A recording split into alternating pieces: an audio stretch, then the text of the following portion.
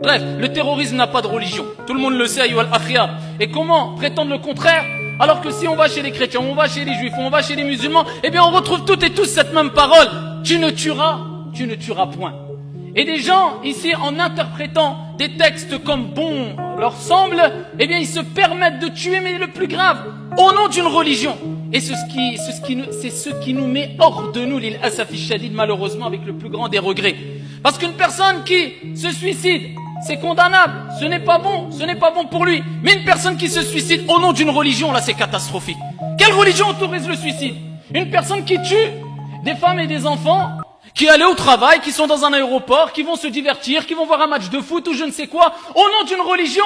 Mais comment une personne censée peut accepter cela, ayyuhal akhyar, sans avoir de science, en étant croyant ou incroyant, en étant athée ou bouddhiste? Qui peut accepter cela? Quelle logique, quel esprit saint peut accepter cela, ayyuhal ahibba?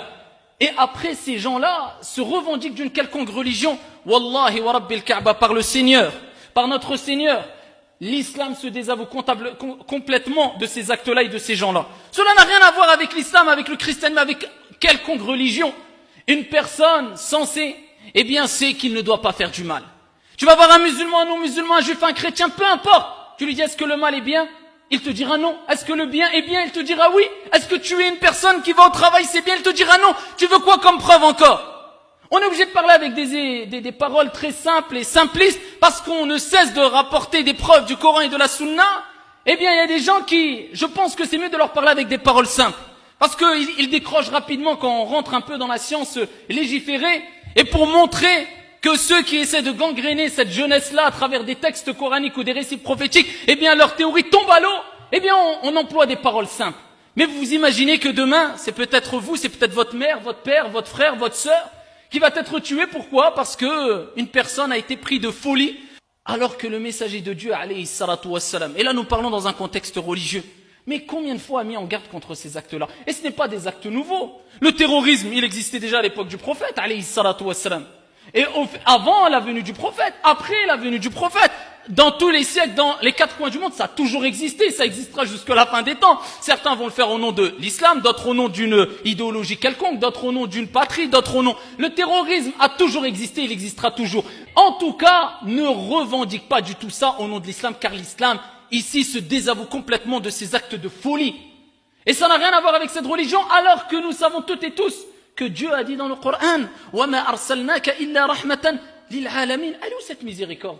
Dieu ne dit pas dans le Coran, quand il parle du prophète, nous t'avons certes envoyé en tant que miséricorde pour l'humanité. Mais je ne comprends pas, on fait quoi de ces versets coraniques? C'est ça la miséricorde? C'est ça parler au nom du prophète qui a été envoyé en tant que miséricorde pour l'humanité? C'est ça parler au nom du prophète alayhi salatu wassalam, qui lui-même, quand des gens voulaient le tuer, comme je vous avais déjà rapporté ce récit prophétique authentique à plusieurs reprises, quand il s'était accoudé ici sous un arbre pour se reposer, et voilà qu'un ennemi qui voulait le tuer injustement a pris son épée, l'a pointé vers lui. Le prophète alayhi salatu wassalam s'est levé et il lui a dit, qui te sauvera de moi? Il a dit Dieu. L'épée est tombée, il a repris l'épée, il lui a dit, maintenant qui te sauvera? Et ici il a dit, sois meilleur preneur. Et le prophète alayhi salatu wassalam l'a laissé partir en paix. Et c'est au nom de Mohammed alayhi salatu wassalam que ces gens-là commettent ça. Mais on se désavoue, l'islam se désavoue. Certains vont dire, on n'a pas à se justifier, mais malheureusement c'est fait au nom de l'islam, on doit se justifier. Pour dire, ça n'a rien à voir. On se justifie dans ce sens-là, pour dire attention, attention. Ils le font au nom de l'islam, ils s'appellent peut-être Mohammed Karim ou je ne sais quoi, ça n'a rien à voir avec l'islam.